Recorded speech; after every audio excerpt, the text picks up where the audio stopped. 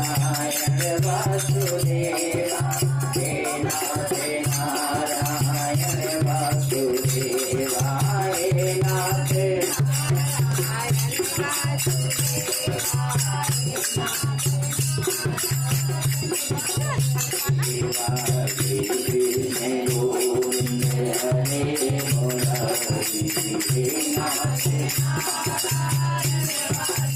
वासुदेव भगवान की जय।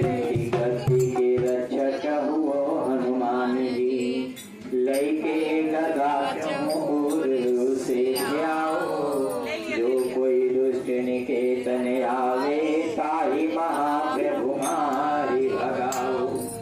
जो धर ध्यान कथा सुनि है, ताके धन धान्य और पुत्र बढ़ाओ।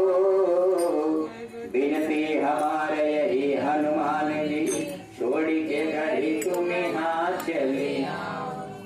बैल चढ़े शिव जी मिले, गरुड़ चढ़े भगवान, सिंह चढ़ी माता मिले। हे पूर्ण सारी कथा प्रारंभ होते हैं, सुनो वीर हनुमान, राम लक्ष्मण जानकी, सदा करो कल्याण सियापति राम जय। बोल गोविंद भगवान की जय, लक्ष्मी नारायण भगवान की जय। कार्तिक मास की पावन पवित्र कथा में श्री सुखदेव भगवान कहते हैं कि ऋषियों, बोल हनुमान जी महाराज की। श्री सुखदेव भगवान कहते हैं कि हे ऋषियों, कल नगर परिक्रमा के पश्चात में आप लोगों ने भीष्म पंचक व्रत के बारे की कथा सुना था। किसके बारे में? भीष्म पंचक की कथा के बारे में। भीष्म पंचक का नियम होता है कि एकादशी जब लग जावे तब जलाना चाहिए और पूर्णिमा तक वो जलता है। तो कल शाम को 7 बजे एकादशी लग गई थी, इसलिए कल शाम को हमने जलाया। अगर आज लगती तो आज जलाना पड़ता। और आज की कथा में भीष्म पंचक का जो दीपक जल जावे, ये बड़ा उत्तम व्रत माना जाता है, बड़ा नियम भी माना जाता है, बड़ा सुंदर विधान भी माना जाता है। श्री नारद जी कहते हैं कि हे राजा प्रभु, जब भीष्म पंचक हो जावे, दीपक प्रज्वलित हो जावे, तब भगवान, देखो भगवान के इस हटाओ ना, यहाँ से मुंह में इतना आ रहा है। बोल गोविंद भगवान की जय, लक्ष्मी नारायण भगवान की जय। श्री सुखदेव भगवान कहते हैं ऋषियों कि जब भगवान का आगमन होता है, भगवान को जब आना होता है या भगवान को जब जगना होता है, तो सारे लक्षण, सारे मुहूर्त, सारे नक्षत्र, सारे घड़ी शुभ हो जाते हैं, अपने आप शुभ हो जाते हैं। ये खा लिया, वो खा लिया। उनके लिए किसी मुहूर्त की जरूरत नहीं पड़ती। इसीलिए कहा गया है कि जब भगवान का नाम लेना हो तो तुम्हें मुहूर्त देखने की जरूरत नहीं पड़ती है। मुहूर्त अपने काम के लिए देखा जाता है।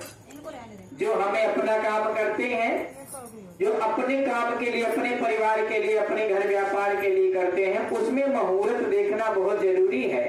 लेकिन जब भगवान की बात आवे, भगवान के नाम की बात आवे, कीर्तन की बात आवे, भजन की बात आवे, नाम जप की बात आवे, तो भगवान की मुहूर्त देखने की आवश्यकता नहीं है। क्यों? क्योंकि वो समर्थवान है। जब भी जिस भी परिस्थिति में भगवान का नाम लिया जाए, कोई बुरी बात नहीं है। एकादशी की पुण्य तिथि में, जब एकादशी की पुण्य तिथि लगती है तो भीष्म पंचक का दीपक प्रज्वलित किया जाता है। यानी ये पहला पुण्य। दीपक जलाने का मतलब होता है अंधेरे पर विजय पाना, अंधकार पर विजय पाना, अर्थात अधर्म पर विजय पाना। नारद जी कहने लगे कि हे प्रभु, कार्तिक मास के शुक्ल पक्ष की एकादशी का नाम बताओ और इसको किया कैसे जाता है।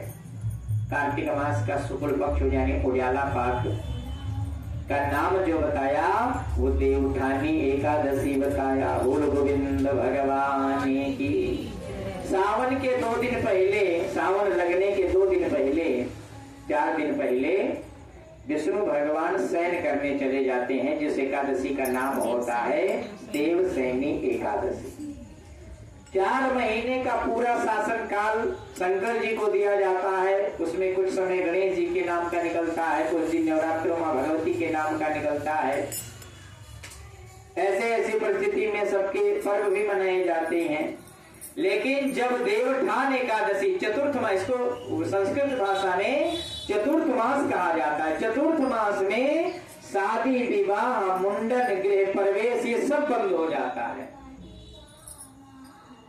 अब नवरात्र हो तो नवरात्र अपने आप में पर्व माना गया है, उसमें कर सकते हो, लेकिन अदर दिन आप नहीं कर सकते।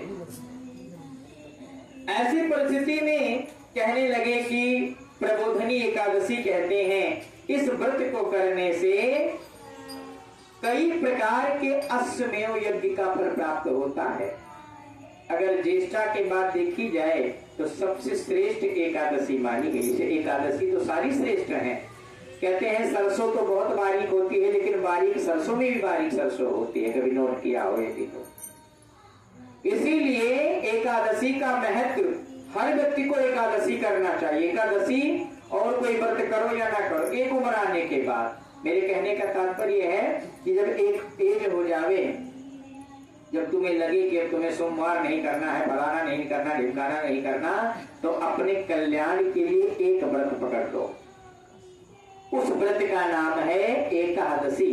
किसी किसी साल 26 एकादशी होती है और किसी किसी का साल 24 एकादशी होती है।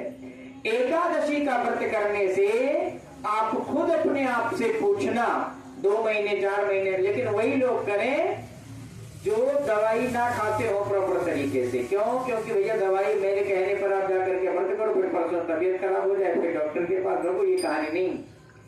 व्रत भी उतना किया जाता है जितनी अपनी शरीर कहे, और जो ऐसी अवस्था में हो उनका व्रत एक टाइम भोजन करने से भी फल मिलता है। भोजन करने के बाद बस वो भोजन करें, और भोजन करने के बाद उनका व्रत, जैसे मान लो कोई पेशेंट है, वो व्रत करना चाहता है, किसी की शरीर साथ नहीं दे रही, वो व्रत करना तो कैसे करे?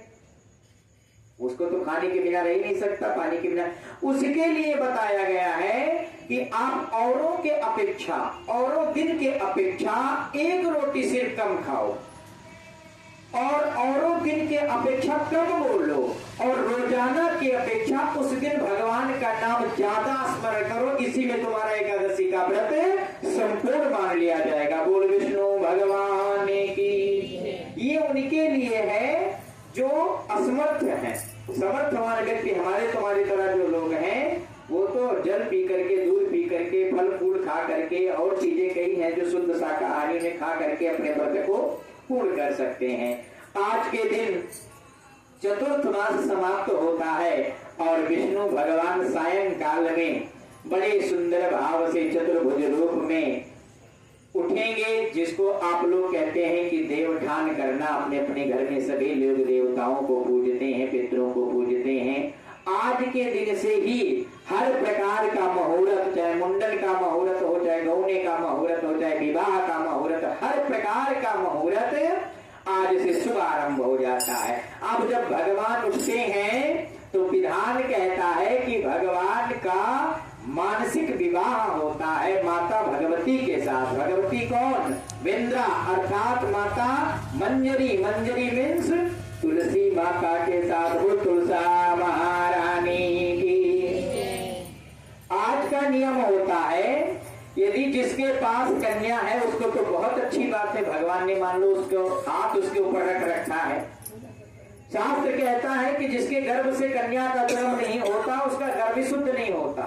ये शास्त्र भागवत में लिखा है। 100 बेटे तुम्हारे हो जावे, एक कन्या ना हो तो गर्भ शुद्ध नहीं होता।